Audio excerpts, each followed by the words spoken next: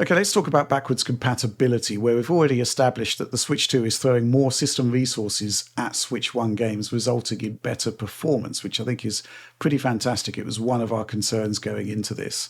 I think we can sort of categorize how this all works by just throwing up a series of examples here. And we're going to kick off with the one that I actually put out a video about on launch day, which is two games, Batman Arkham Knight and The Witcher 3.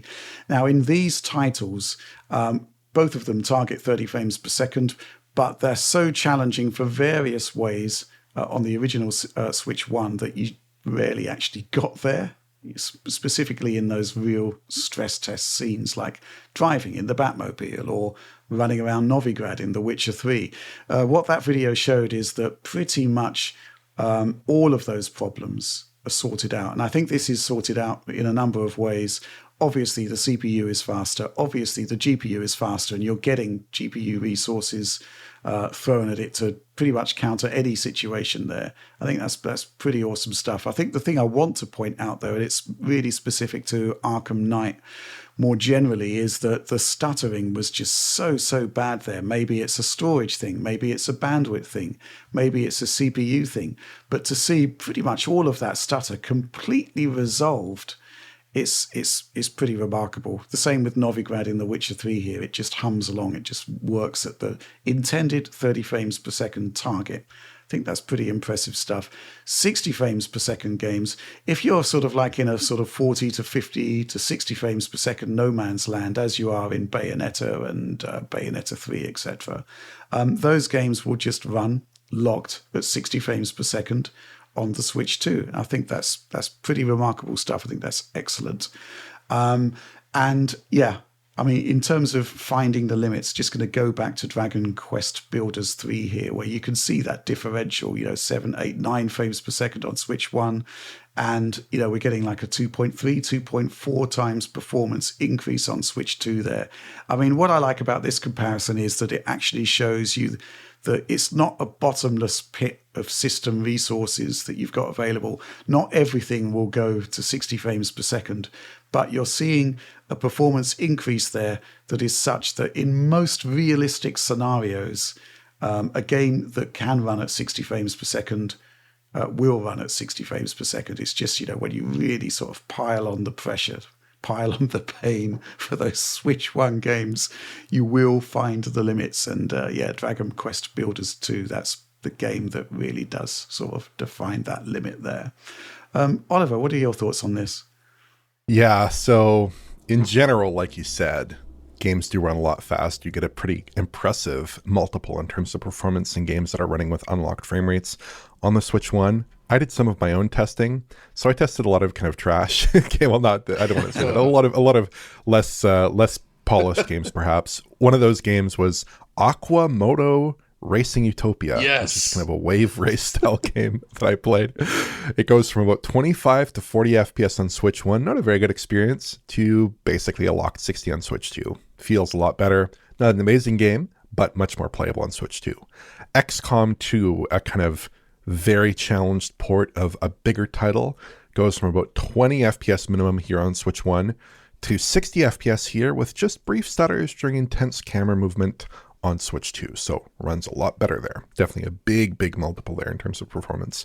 Resident Evil 5 is kind of one that's a little bit less challenged, but it goes from a wobbly 30 to 60 to a locked 60 on Switch 2. Again, feels great now. I was kind of upset they didn't include a 30 FPS cap before, but I'm actually pretty happy that it didn't include a 30 FPS cap now because it runs pretty well on Switch 2.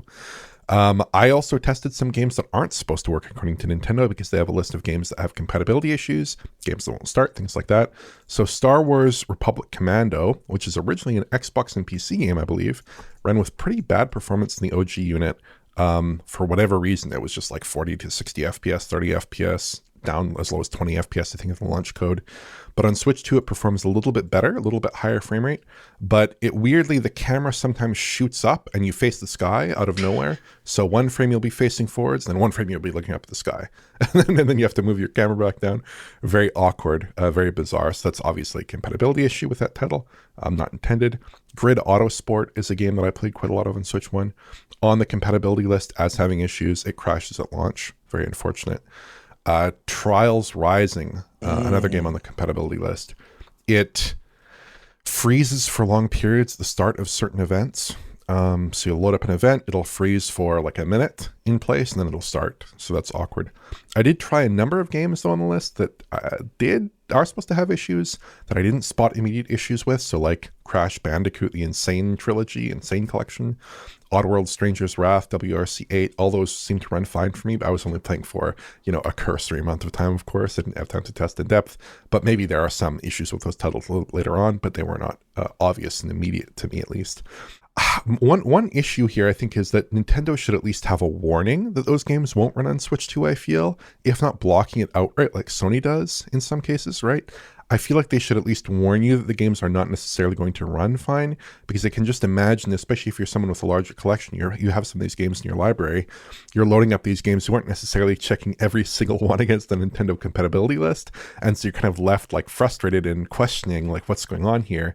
If you are playing one of those games and it does crash or it does have an issue, you're kind of wondering like, is there a problem with my unit? Do I need to reinstall it? Do I need to re-download it? Do I need to reset my system? What's going on here? So I wish they had some kind of OS level warning, at least telling you this game might not be fully compatible with your Switch 2 system.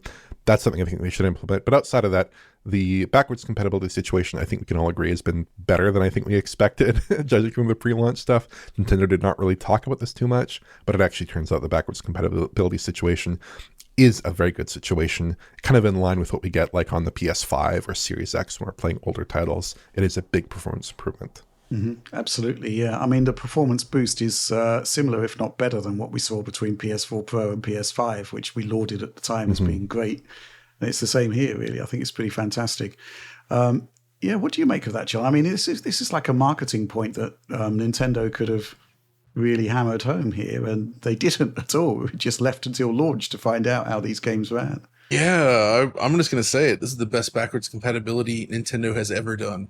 This is absolutely blows away everything, and they've had a lot of this over the years, but this is incredible. They've done a great job here, but it has shades of the PlayStation 5, where we were left with that exact same question, where we were like, "Oh, this is not going to be good."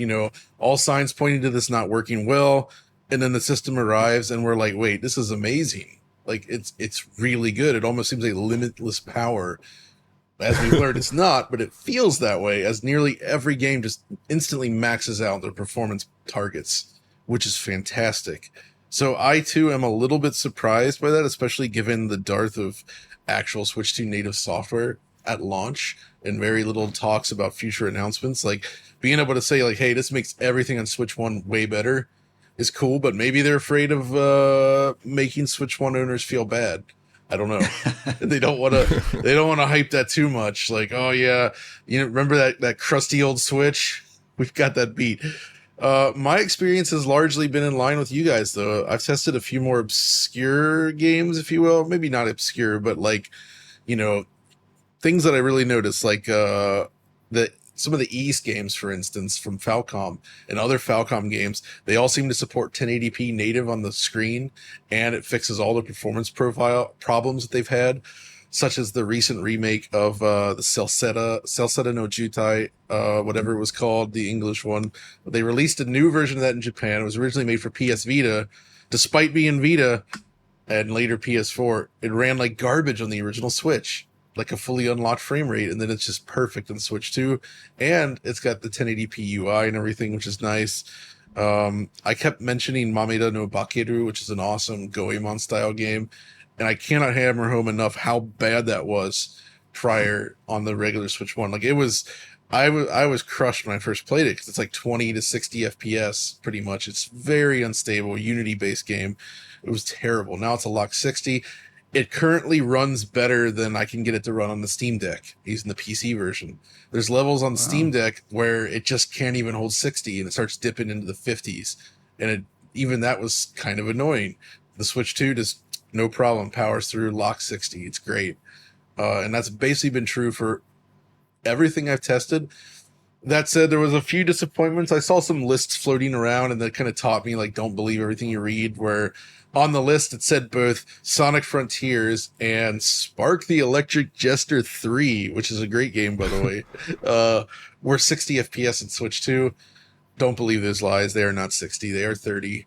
And I actually wasted money in Spark 3. So, hey, I could play that again. I'll get it on Switch and play it at 60. It's not 60. So just be cautious when looking at tables and stuff out there.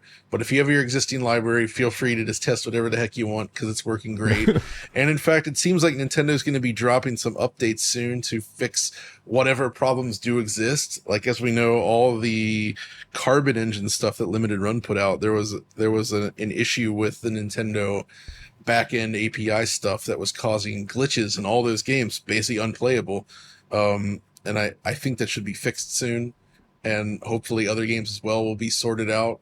But even still, even as it is right now, I feel like most games work great. So it's not a wide issue all around. I did also notice, by the way, I need to check if they fixed it, but the Capcom Fighting Collection, Volume 1 and 2, were also quite broken. If you played the games for a while, the 2D games, the sprites would eventually just completely break and just start displaying random tiles and junk tiles everywhere. And that may be fixed now, but it was definitely broken as of last week.